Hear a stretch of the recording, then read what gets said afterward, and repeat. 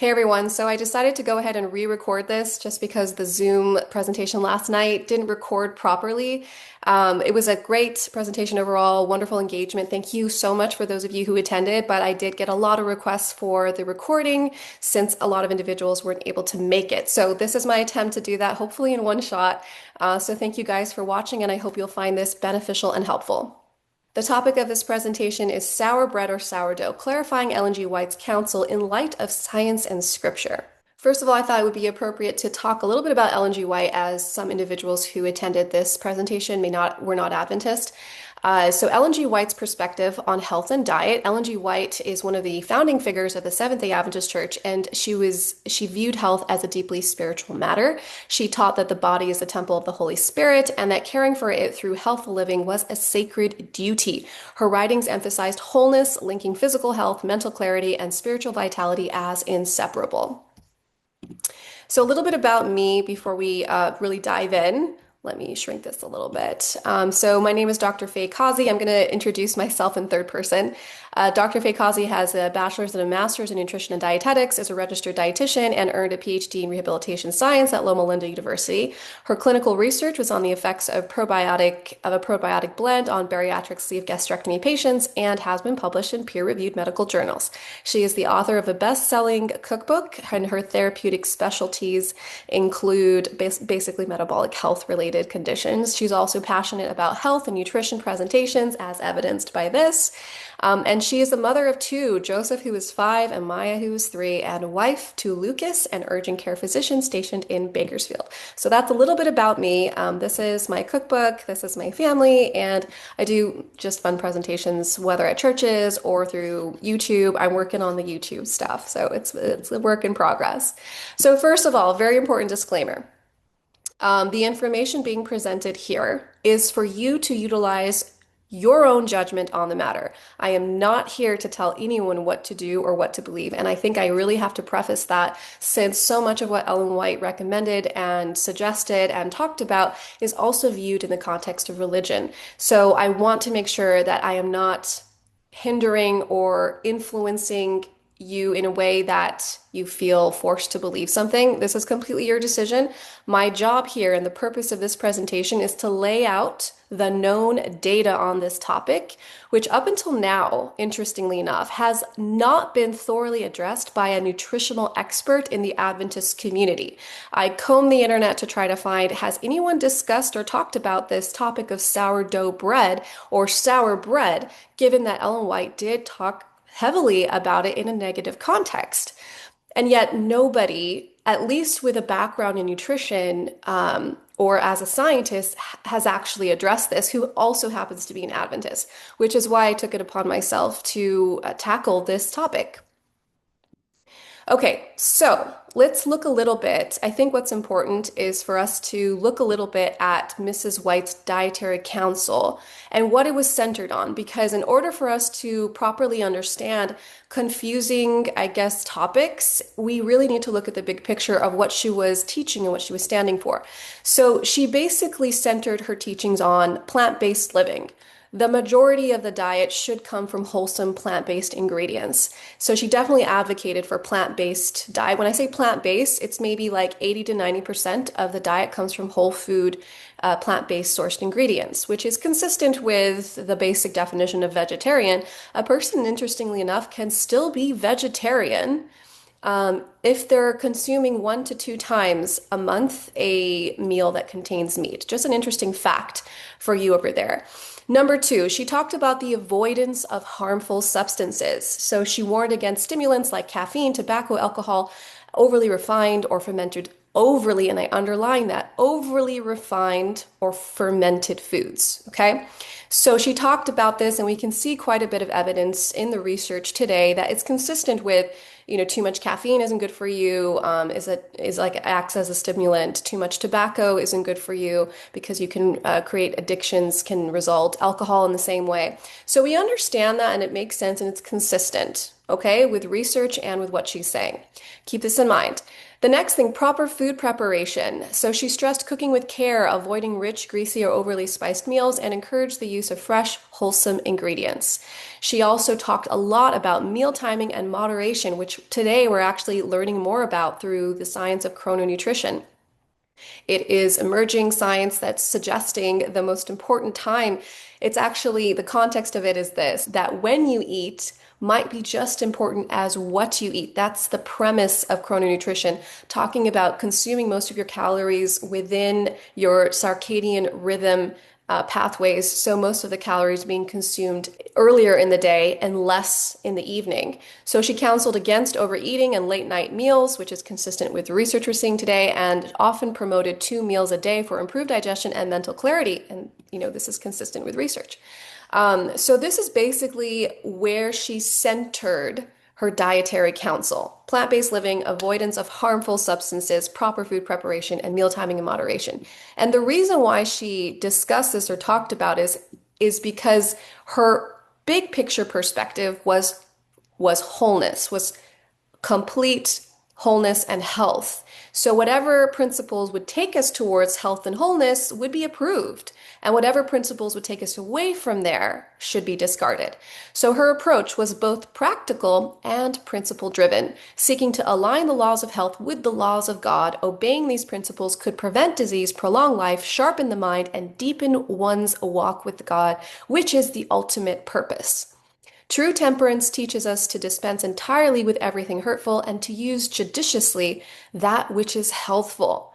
So this is where we're honing in on her perspective. Overall health and well-being is the ultimate goal and purpose of these health principles. Now, beginning with the introduction, why the confusion around sour bread? There has been a long-standing debate within the Adventist community on this topic, and misconceptions that have led to unnecessary dietary restrictions and the importance of studying contextually and scientifically. This is something that we're going to do together today. And as a registered dietitian myself with clinical experience and as an Adventist who has actually read a large quantity of Ellen White's literature multiple times, multiple books, I believe truth honors both inspiration and evidence.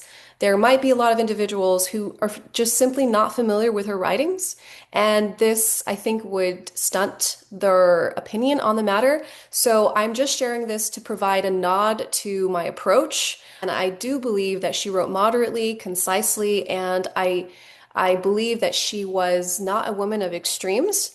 And so understanding that about her character also helps me, I guess, sift a little bit more with ease than other individuals who are not familiar with her writings when I see things that are a little bit gray. I hope that makes sense. What is sour bread in Ellen G. White's writings? So she actually lists an entire chapter in Counsels on Diet and Foods, chapter 30, and titles it "The Evils of Sour Bread." And while I've presented at churches on this topic, and I've mentioned, sourdough bread as being healthy, I'll get questions by confused members saying that, oh, wait a minute, but Ellen White said we're not supposed to eat sourdough bread, and they're referencing this chapter. So the key quotes from Counsels on Diet and Foods, chapter 30. So this is what she specifies. Bread should be light and sweet. Bread made of unbolted meal is more wholesome than white bread, and fermentation is not healthful. The action of fermentation produces alcohol. So in this context, when we see that, it can be a little bit intimidating to think of that sourdough bread is actually good for you since it does include fermentation. And it is, for the most part, the majority of it is made out of white wheat. And it's not sweet. It's actually sour or acidic. But we're going to tackle this in this presentation. So first of all, I'd like to clarify some points. Sour bread, as she specifies in context, is actually referring to poorly leavened or over-fermented spoiled bread. Okay, there's an element of spoilage here that might not have been considered in the past, and typically made with sour sponge that's left to ferment for too long. So artisanally prepared sourdough bread is actually going to require a significant amount of skill in order to ensure that the bread doesn't go bad during the fermentation process. The fermentation process should be, it depends on ambient temperature of the house that you're in or the space that you're in. It depends on the age of the of the starter that you're using. It's a live culture. It depends on the types of flours that you're using. So it depends if you used warm water or cold water when you start to mix your dough. So typically, it's somewhere around the range of 7 to 9 hours. If it's really warm, it might be just 5 hours of fermentation or of proofing. The problem that we're seeing when sour bread was being referenced, it was usually in the context of poor kitchen or culinary skills being practiced. Too long, forgetfulness, these are terms that are used. So this is technically giving us a sign that the way that this bread was being prepared incorrectly. So at the time, baking science was crude. Long sourness often meant spoilage and not a controlled ferment. Okay, so it wasn't a controlled ferment. And remember, the time of Ellen G. White, part of the challenges that she experienced was that people simply didn't know how to cook. And so she had her own support at her home. She had cooks, she had, editors that were helping her with her writings. She had maids that were assisting her. And she even mentioned in her letters that one of the most frustrating things for her was having to retrain a new cook, as it took a significant amount of time. And in addition, the cooks in general at the time didn't have enough culinary expertise. And they also didn't even have the proper resources. They basically had a stove and a table essentially in the kitchen. So we're dealing with a very different time, and the culinary expertise we take for granted today at that time may just simply not have existed. All right, so in that context, we're beginning to peel back a little bit of the complex layers of this topic, characteristics of sour bread used by Mrs. White in her writings. So I went out and fished out all of the characteristics that she uses to describe this sour bread, and I decided I wanted to compare it against artisanally prepared modern sourdough bread. First thing, sour. Okay, that's the first characteristic that she used to describe it. And then the next characteristic is clammy. But modern, properly cooked sourdough bread is not clammy. In fact, it's dry and it has a nice spongy resistance to it. And heavy. Well, sourdough bread, if it's done correctly, is not heavy. It's actually a light form of bread. Partially baked. Well, most definitely not partially baked. Proper sourdough bread, which I've been baking my own bread for a few years now, and you're baking it at 500 degrees Fahrenheit for the first 26 minutes. And after that, you're baking it again with the lid off this Dutch oven for another 15 minutes at 450 degrees. So it is being baked through. It must be in order to be properly prepared. And then she talks about this type of sour bread resulting in stomach upset and GI disorders. And so real sourdough bread actually doesn't result in stomach upset. It actually is an easier form of bread to digest, and I'll explain why shortly. And then she talked about this one context where a story where a girl who was preparing bread actually ended up preparing it and forgetting about it. It spoiled, and in an effort to save face, she still baked it. And as a result of baking it, she saw that it wasn't fit for eating. She threw it to the swine, that were outside the kitchen. And the next day, the swine died. They died, and after investigation, they found that it was because they had consumed this sour bread. So she talks about this sour bread having the ability to kill swine. Okay, well, that's another big flag right there, right? Because regular sourdough bread is consumed by infants without any GI related issues. And then she talks about this sour bread being made with carelessness and no craft or education. Another very interesting point there, as artisan sourdough bread requires a significant amount of craft and education. And then she talks about this sour bread as being spoiled enough to resort to the use of saleratus. Saleratus is actually sodium bicarbonate, which is a precursor to baking soda, and they would use it at the time in order to save the bread that went bad because it was forgotten, or because the preparation of the bread, the dough itself, spoiled because it might have overproofed. They would add a tremendous amount of the sodium bicarbonate, and the bread would actually become yellow, and at that point, that bread is poisonous. Here's a little bit more information about the saleratus. The bread can turn yellow when too much saleratus is added, and she often talked about this yellow, toxic, poisonous bread. and that it would lead to an unpleasant alkaline taste, and that when used in excess, it is a poison. The antidote is an acid like vinegar or lemon juice. So basically, this is a very alkaline bread. People would still consume it because of ignorance. Some people could even die from this sort of tremendous amount of pH imbalance that results because your body is working in a state of homeostasis. It's always balancing your temperature, it's balancing your pH, but if it's overloaded with a tremendous amount, and so the way you can remedy that, if a person is experiencing this and people are aware, vinegar or lemon juice in order to help balance out that alkalinity by adding a significant amount of acidity. So obviously this is not the sour bread since it's mostly described in flavor as an alkaline, unpleasant taste, but it's another context of bread that was poorly prepared. Again, a product of ignorance. So here are some of the complications that result when you add too much saleratus. So we have the GI distress, makes existing GI disorders worse by producing excessive gas, and in rare cases, and this is all from research, taking it after a large meal could actually lead to a stomach rupture. Consuming large amounts can lead to sodium overload, potentially causing vomiting, diarrhea, seizures, and even kidney failure. And then we have metabolic alkalosis. Excessive intake of sodium bicarbonate can disrupt the body's pH balance, which we just talked about, leading to a life-threatening condition called metabolic alkalosis, where the body can no longer control the blood pH levels.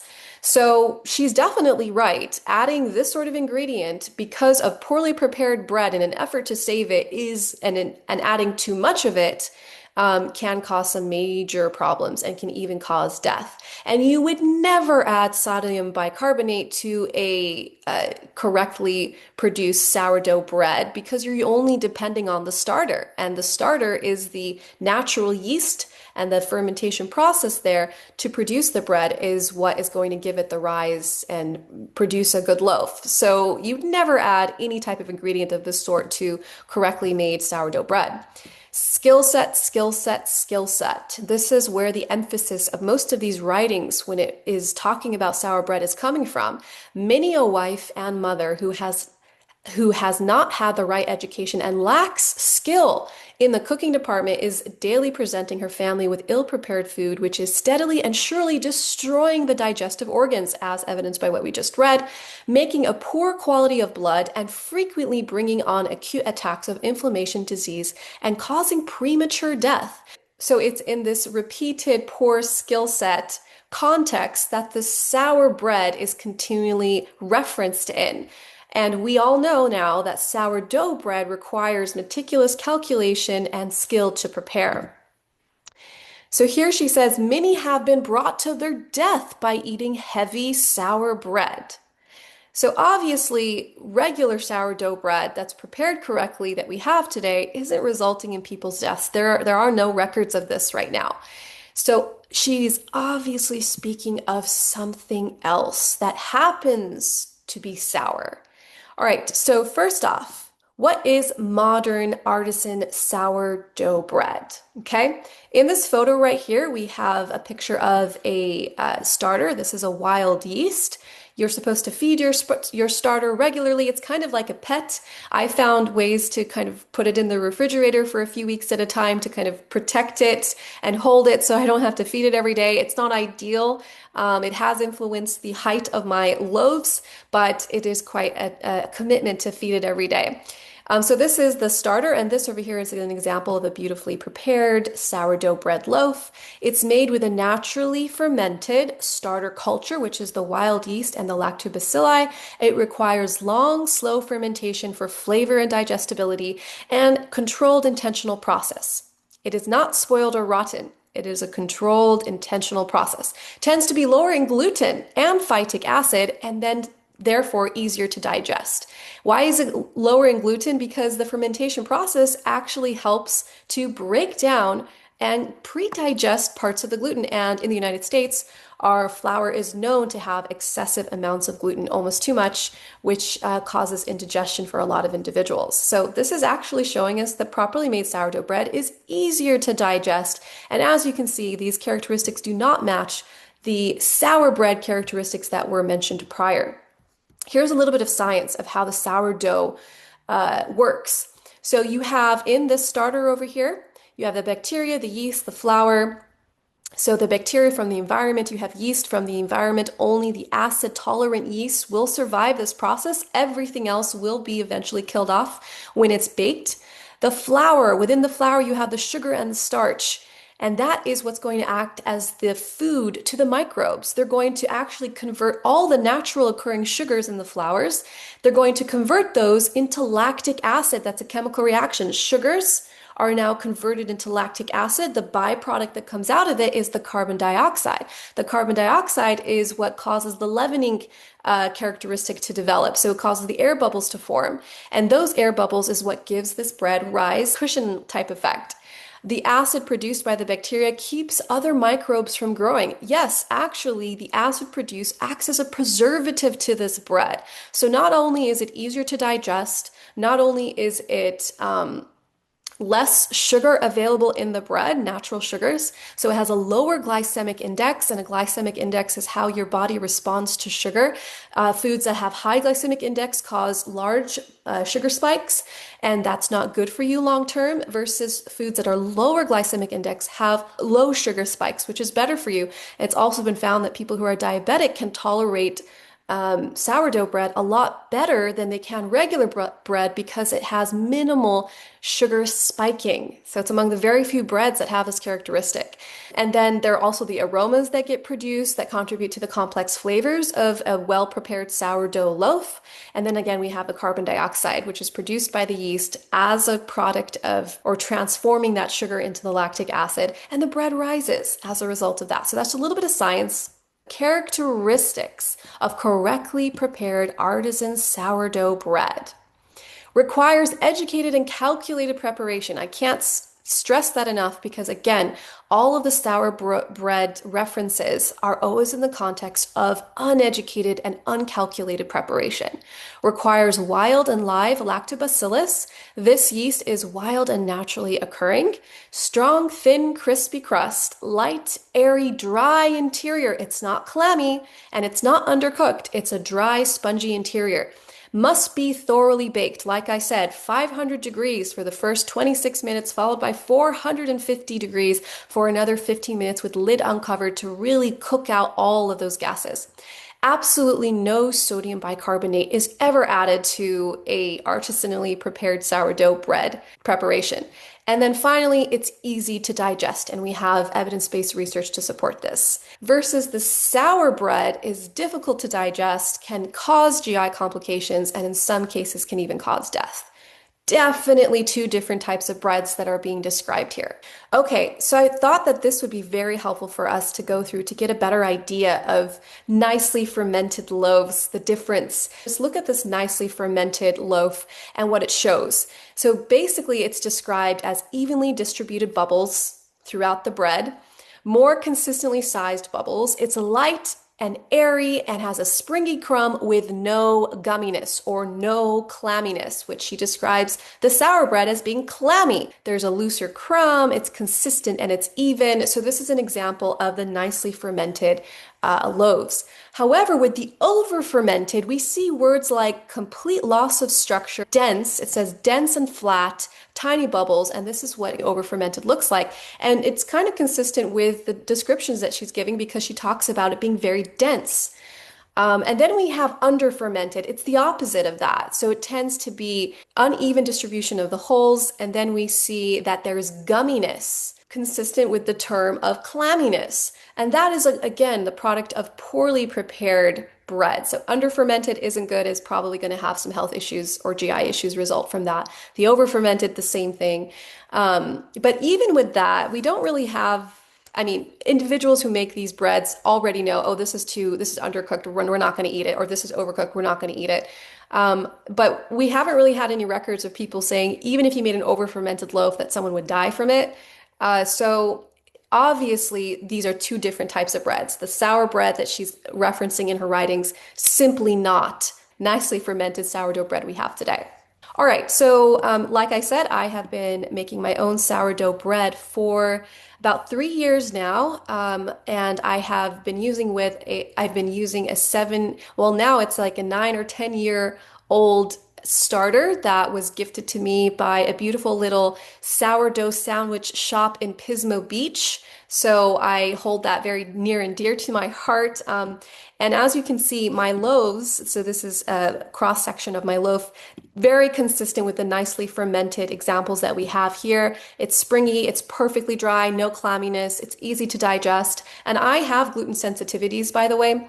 And I've noticed that this bread is the only one that doesn't give me any GI issues when I eat it. So no bloating, no indigestion, no discomfort. It's easy to digest. My children have been eating it since they were toddlers, infants, when they just started to eat bread. This was the bread I introduced, and they never had any issues. So there's something about producing well fermented sourdough bread that is different than the sour bread characteristics we're seeing in Ellen White's references. All right, another really important question. Does the bread contain fermented harmful components? The lactobacillus bacteria is killed off, first of all, within minutes of baking, the actual bacteria itself. There's no spores here. The bacteria is going to die. It can't withstand this sort of heat. Within the first 10 to 15 minutes, it's destroyed. And the interesting thing about this, again, we're looking at about 45 minutes of high heat exposure. So don't worry about the lactobacillus bacteria. It is being killed off.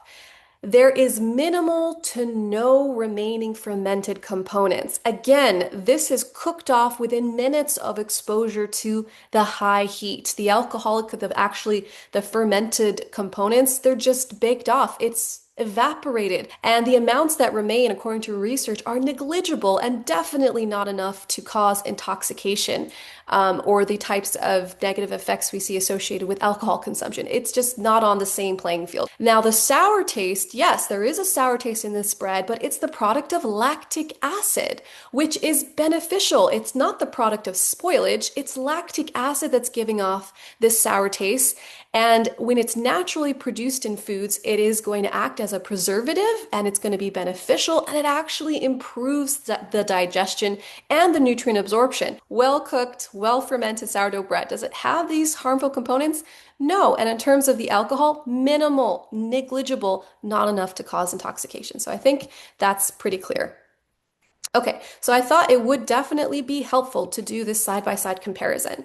Here we have sour bread versus modern sourdough. Characteristics, here are the ones we're going to look at. Uncontrolled ferment, alcohol formation, spoilage, risk, bloating and digestive issues, and nutritional value.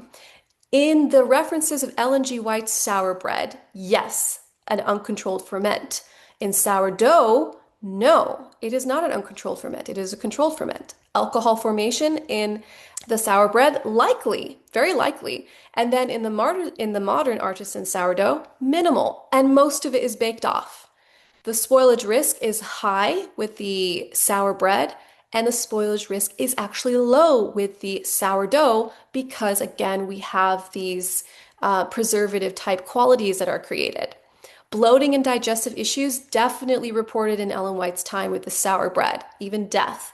The artisan sourdough, it's actually reduced in many cases. People who can't tolerate other breads have been found to tolerate sourdough pretty well. Nutritional value definitely compromised in the case of the sour bread. And on the contrary, with proper sourdough bread, it's actually enhanced due to the pre-digestion of the starches and the acids. So, bread should never be sour is what she uses to describe the context of bread in Counsels on Diets and Foods. However, the emphasis here is on spoilage, not on acidity. I think that's pretty clear. Okay, so here are some examples of some of the loaves that I've prepared over the years. They're beautiful, hard crusted, beautiful interior bread, easy to digest. It takes a lot of skill. It took me some time to get it right. By the way, I tried to make my own starter from scratch, which is why it took me so long to finally end up doing this. I was never able to achieve it because it was a skill set that is even beyond my abilities. But thankfully, I was gifted a natural, beautiful 7-year-old starter when I was in Pismo Beach, and I was able to kind of hit the ground running with that and simple instructions.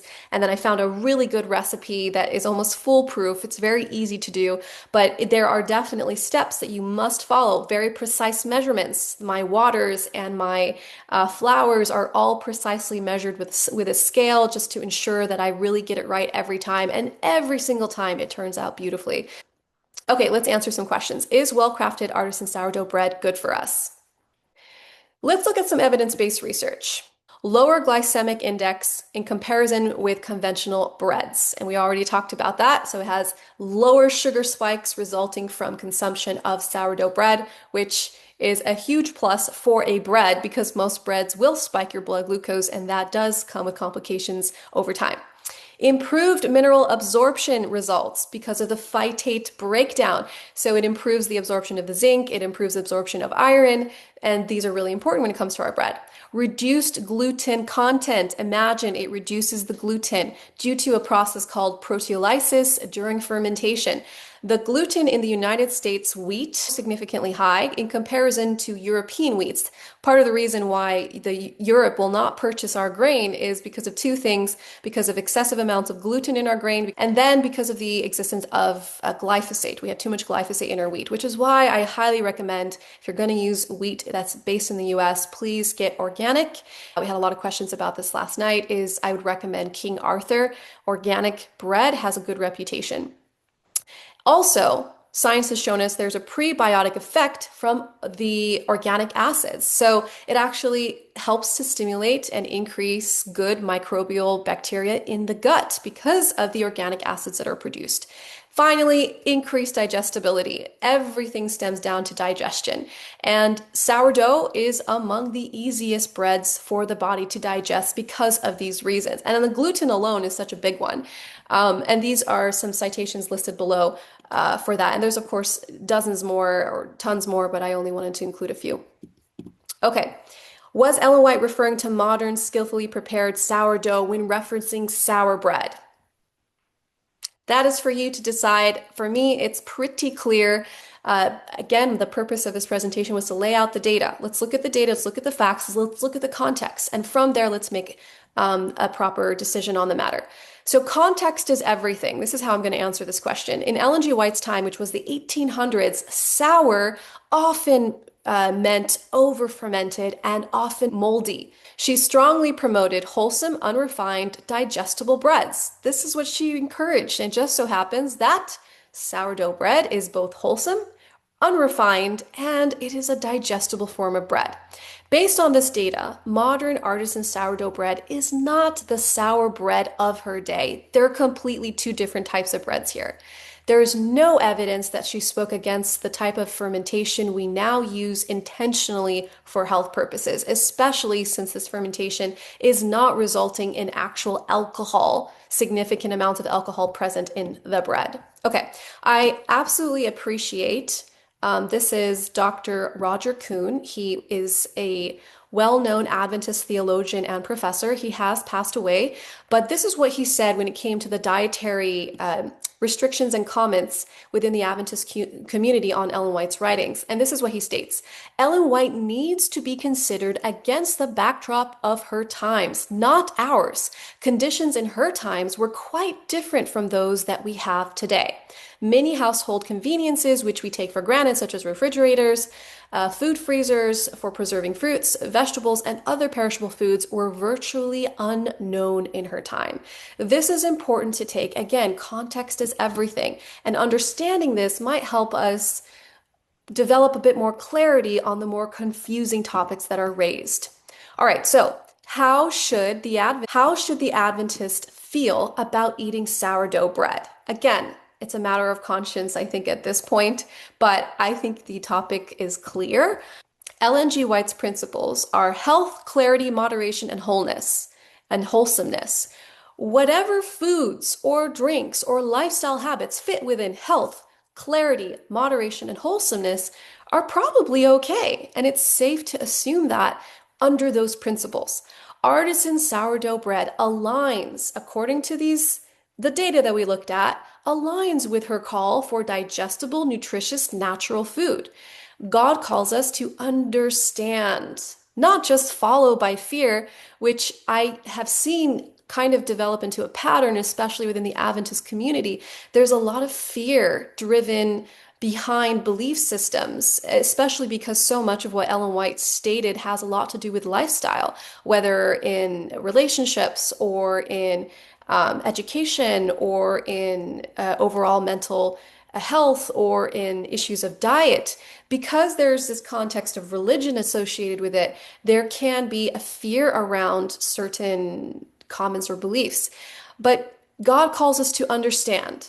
We use our reasoning power. That's why Paul, it might have been Paul or Peter, stated, "Come, let us reason together." Why would you need to reason? Well, because some things aren't crystal clear, but we still have reasoning abilities that God gifted us with, and we have the opportunity to be able to work on that together. It's not about avoiding this thing of sourness, it's about pursuing health, and that's the big picture. Sourdough done right, to answer this question, is a gift and not a danger. Okay, so this was a video of how I went about with my experience creating sourdough bread, but you guys can watch that on my Instagram if you like. We don't have time for it right now. My Instagram is Kazzi, PhD. Please feel free to check it out. The final takeaway, truth tastes better with understanding. Okay, reasoning is important. Let every man be fully persuaded in his own mind. Let your conscience guide you, not fear or confusion. Ellen G. White encouraged us to test things out for ourselves. As an Adventist, as a Christian, and as a dietitian, I believe truth is found at the intersection of scripture, inspiration, and science. Thank you guys. If you made it this far, I'm so impressed. We don't have a Q&A session live here because this is going to be pre-recorded, but please feel free to put your questions in the... It is my deep hope that this was beneficial, that it was helpful, that you guys felt that this answered this question. Again, the only reason why I attempted to tackle it is because there just isn't a proper resource that I found online from a reputable scientist. I mean, I don't mean to say it that way, but some individuals who are offering opinions on it don't necessarily have a nutritional background. And I think that's necessary since what we're talking about is really food chemistry. And so understanding that, I think, is an important component to addressing the topic. So all that said, thank you again for watching. Hope you guys have a wonderful day and stay tuned for more videos in the future.